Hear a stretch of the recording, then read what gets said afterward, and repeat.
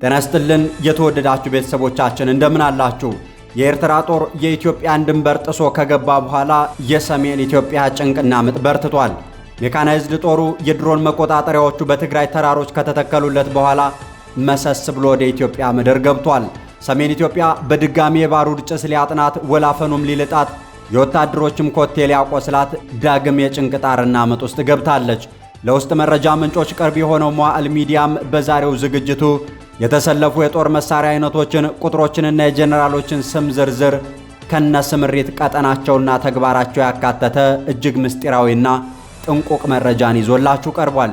በቆይታችንም በኤርትራና ኢትዮጵያ መካከል ያለው ፍጥጫ ወዴት እያመራ ነው? የሻዕቢያ ሰላዮች ሽሬ ውስጥ ምን እየሰሩ ነው? በኢትዮጵያ እየተተከሉ ያሉ የኤርትራ የድሮን መቆጣጠሪያዎች እንደምን በዚህ ልክ አቅም እድልና መብት አገኙ? የተደራጀው አዲስ የህወሓት የጦር አዝማች አመራር እነማንን አካቶ እነማንን ገፋ? የህወሓት አርሚዎች በየትኞቹ ቀጠናና ተራሮች ሰፈሩ? የሻዕቢያ ወታደሮችና ታንኮችስ እስከምን ደረሱ? የሱዳኑ የህወሓት ኃይል እንቅስቃሴና ግዳጅ በየትኛው መስመር ተጠጋ? የብልጽግናው መንግስትስ እንደምን ያለ ሁነትና ሂደት ላይ ነው? ዜና መዋዕላችን በዝርዝር የሚያደርሳችሁ ይሆናል። ቻናሉን ሰብስክራይብ መረጃውንም ላይክ እና ሼር እያደረጋችሁ አብራችሁን ትቆዩ ዘንድ እንጠይቃችኋለን። መልካም ጊዜ እንመኝላችኋለን።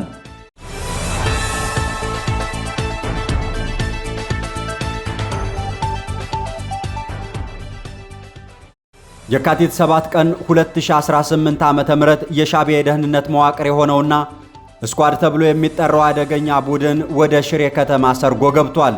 እነዚህ ኃይሎች ተራ ሰላዮች ሳይሆኑ ይልቁንም የሰለጠኑ የሞት መልእክተኞች ናቸው ይሏቸዋል። የእነዚህ ሰላዮች ተልዕኮም እጅግ አሳሳቢ፣ በትግራይ ወጣቶች ላይም አስገዳጅ አሰሳ በማድረግ በጦርነት ለመሳተፍ ፈቃደኛ ያልሆኑትንና ለመሸሽ የሚሞክሩትን ወጣቶች በዝምታ የመቅጠፍ አሰቃቂ ተግባር ላይ ተሰማርተዋል። እዚህ ላይ በበርካቶች ዘንድ አንድ ብርቱ ጥያቄ ይነሳል። በትላንትናው ጦርነት እንደ ደመኛ ጠላት ይፋለሙ የነበሩ ህወሓትና ሻዕቢያ ዛሬ በምን ስውር ክር ተገናኙ? ህወሓት በሁሉም የትግራይ ዞኖችስ ለወራት ሞክሮ ያቃተውን የወታደር ምልመላ ለሻዕቢያ ወታደሮች እንደምን ሰጠ? የሁለቱ ኃይሎች ግንኙነትስ መዳረሻና ግቡ እንደምን ያለ ነው? የሚል መረጃዎች እንደሚያመለክቱት ይህ እርምጃ የሁለቱ ኃይላት ስውር ግንኙነት ውጤት ሲሆን ዓላማቸውም ወጣቱን በትውልድ ቅብብሎሽ ውስጥ እንዳይገኝ አድርጎ ማስጨረስና ወደ ተቀናጀ የሞት ወጥመድ መክተት፣ ያዛውንቶቹንም አገዛዝና መግዣ ፓርቲያቸውን አስቀጥሎ የቅዠት ዓለሟን ታላቋን ትግራይውን ማድረግ። ከየካቲት 6 ጀምሮ የኤርትራ መከላከያ ሰራዊት ግዙፍ ወታደራዊ እንቅስቃሴ እያደረገ መሆኑን የታመኑ ምንጮቻችን አረጋግጠውልናል።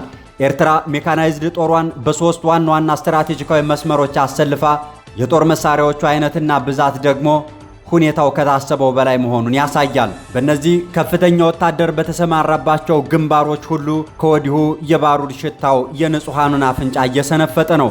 ኤርትራ በእነዚህ ግንባሮች ከፍተኛ ቁጥር ያለው ወታደርና ሜካናይዝድ ጦሯን አሰልፋለች።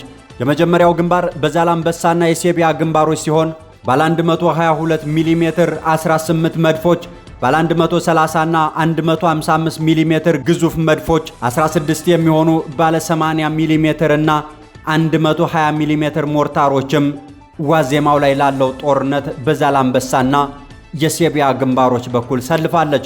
ሌላው የሻዕቢያ ወታደር የተሰለፈበት የራማ ግንባር ሲሆን በዚህ አቅጣጫ ያለው ሰራዊትም በማንኛውም ቅጽበት የታዘዘውን ለመፈጸም በተጠንቀቅ ላይ ይገኛል ተብሏል። 20 የተለያዩ አይነት ታንኮች ባለ 122 ሚሜ እና ባለ 130 እንደዚሁም ባለ 155 ሚሜ 14 መድፎችና 12 የሚሆኑ የሞርታር አይነቶችን ይዞ በራማ ግንባር ተሰልፎ ፊሽካውን ይጠባበቃል ተብሏል። ሌላው መተላለቅን ደግሶ ያለው የባድመና የሽመልባ ግንባር ሲሆን የግንባርም የሻዕቢያ የጥንካሬ ማዕከል እየተባለም ይጠራል። ከባድማ አንስቶ እስከ አዲያሰርና ሽመልባ ድረስ ያለውን መስመርም ሙሉ በሙሉ አጥረው እንደያዙት ተቀምጠዋል። 20 ታንኮች፣ 8 ግዙፍ ባለ 122 ባለ 130 ሚሜ እና ባለ 155 ሚሜ መድፎች፣ 32 የሚሆኑ ሞርተሮችም በዚህ ግንባር ለሚደረገው መተላለቅ እሳታቸውን ጎርሰው እንደተቀመጡ ናቸው።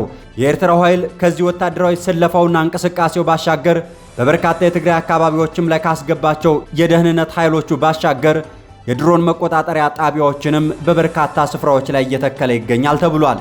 የኤርትራ ወታደራዊ ኃይል ስለፋና ዝግጅት ላይ የህወሓት እንደ አዲስ ያገረሸው የመገንጠል ፍላጎት ደግሞ በግርግሩ ወልቃይትን መያዝ ዓላማ አድርጎ ሽር ጉዱ እንደጦፈ ቀጥሏል።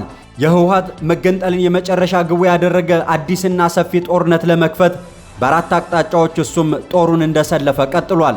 ከጥር 18 ጀምሮ በጠለምት አካባቢ የተጀመረው ጦርነትም ሳብረ ገብ እያለ አሁንም ፍም እንዳረገዘ ቀጥሏል። በጠለምት ቀጠና ብቻ 3 አርሚዎች ማለትም አርሚ 11፣ 13 እና 35 በከፍተኛ ተጠንቀቅ ላይ ሆነው እንቅስቃሴያቸውን መጀመራቸው ታውቋል። እነዚህ ኃይሎች የዋልድባን ገዳም ታችኛውን ክፍልና የወልቃይትን አዋሳኝ ቦታዎች ተቆጣጥረውም ወደ መሃል ወልቃይትና አሻግረው የሚያልሙትን ሁመራ እየተመኙ በዝግጅት ላይ መሆናቸውም ታውቋል። ይህም ኃይል ከዛኛው የኤርትራው ኃይል ጋር በመረጃ በሜካናይዝድና እግረኛ ሰራዊቱ እየተባበረ ወደ ወልቃይትና ጠገዴ ወሳኝ ክፍሎች ሰብሮ መግባትን ዓላማዬ ብሎ እንደያዘ ነው ተብሏል። ከዚህ ባሻገር በሱዳን በኩል ያለው ዝግጅት ደግሞ ይበልጥ አስፈሪ እየሆነ የመጣ ሲሆን አርሚ 7 የተባለው ኃይል በ3 ኮሮችና በአንድ የኮማንዶ ክፍለ ጦር ተዋቅሮ ለዘመቻ ዝግጁ መሆኑም ተሰምቷል። ኮር 701 በኮሎኔል ጸጋይ እየተመራ በሸረሪና ድንበር ላይ እየሰፈረ እንዳለ ሲታወቅ፣ ኮር 702 እና 703 ደግሞ በዮሐንስና በመብራቶም እየተመራ በዋድ መደኒ መስመሮች አሉ ተብሏል። ልዩ የጥቃት ስልጠና የወሰደና አቅም የገነባ ነው የሚባልለት የወዲ ነጮ ኮማንዶ ክፍለ ጦር ደግሞ ወደ ጠረፍ ተጠግቷል ተብሏል። እነዚህን ሁሉ ዕቅድና ወታደራዊ ስለፋዎችን ያደረገው የህወሓት ኃይል አዲስ የኮማንድ መስረታና ለጀነራሎቹም ስምሪት ሰጥቷል ተብሏል። በወታደራዊ መዋቅሩ ውስጥም ትልቅ ለውጥ ያደረገው ህወሓት የቀድሞ አዛዡን ጀነራል ታደሰ ወረደን ከውሳኔ ሰጭነት ገፍቶ እንዲንሳፈፉ ሲያደርጋቸው አሁን ጦርነቱን የሚመራውም አዲስ የተዋቀረው ኮማንድ ነው ተብሏል። በተደረገው አዲስ ድልድልም ጀነራል ሙዘይ መኮንን የአርሚ 7 ዋና አዛዥ፣ ሌተናል ጀነራል ፍስሐ ኪዳኑ ወይንም ፍስሐ ማንጁስ ሀብትና መረጃን የሚቆጣጠር የውጭ ግንኙነት፣ ብርጋዴር ጀነራል ኃይለ ሥላሴ ግርማይ ወይንም ወዲም በይታይ የታጣቂው ኃይል ዋና አዛዥ፣ ሜጀር ጀነራል ማሾ በየነ የወታደራዊ መረጃ ወይንም ኢንተለጀንስ ኃላፊ ሆነው ተመድበው ለሚያልሟት አባይ ትግራይ ወይንም ታላቋ ትግራይውን መሆን ወጣቱን ይዘው የጥፋት ክብሪቱን ለኩሰው እንዲማግዱ ተሰልፈዋል። እነዚህ ጀነራሎች የጦርነት ማዕከል አድርገው የመረጧት ቦታ ደግሞ አዲስ ጸጸር ወይንም ሽራሮ ነች። እዚህ ቦታ ላይ ሮኬቶች፣ ታንኮችና መድፎች ተከማችተዋል። ስልታቸው ደግሞ ሂማኖይቭ አታክ ወይንም በሰው ማዕበል በመጠቀም በሽራሮ በኩል ተከዜን ተሻግሮ ወደ ቃፍታ ሁመራ ሰብሮ መግባት ነው። አሁን በኢትዮጵያና ኤርትራ በፌዴራል መንግስቱና በህወሓት መካከል እኩልና ተመሳሳይ ውጥረት የተፈጠረ ይመስላል። እርግጥም የህወሓትና የሻዕቢያ አዛውንቶች ቅንጅት እንደ አንድም እንደ ሁለትም ሆኗል።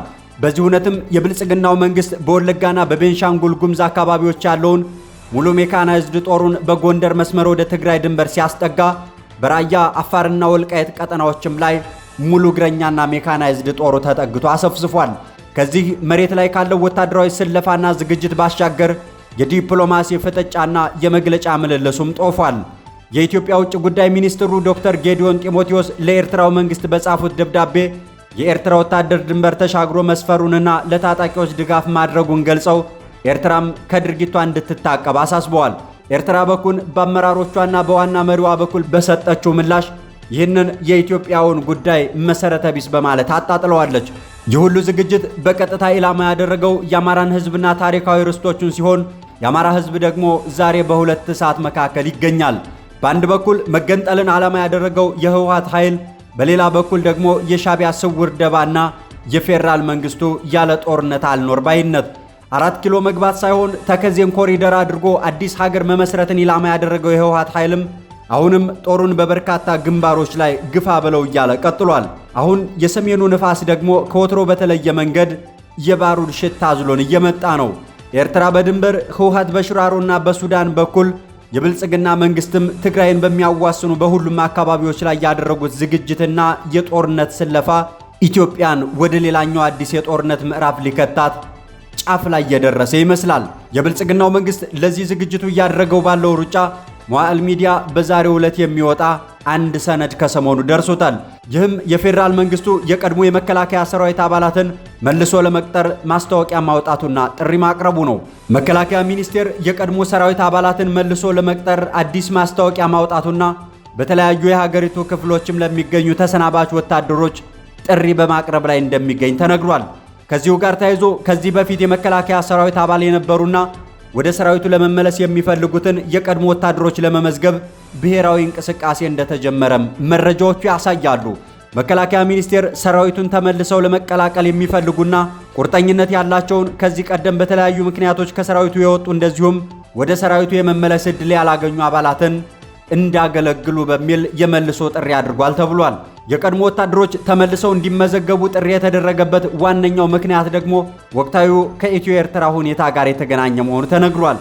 ከዚሁ ጋር በተገናኘ የአብይ አህመድ መንግስት ከኤርትራ ጋር ለገባበት ውጥረት የሰራዊቱን ቁጥር መጨመር፣ ከፍተኛ የጦር መሳሪያ ክምችት መፍጠር እንደዚሁም ወታደራዊ በጀቱን ከዚህ ቀደም ከነበረው በብዙ ጥፍ ከፍ እንዲል ማድረግን ዋነኛ መፍትሄ አድርጎ እየወሰደ እንደሚገኝ የተለያዩ ወገኖች አስተያየታቸውን ሲሰጡ ይደመጣሉ።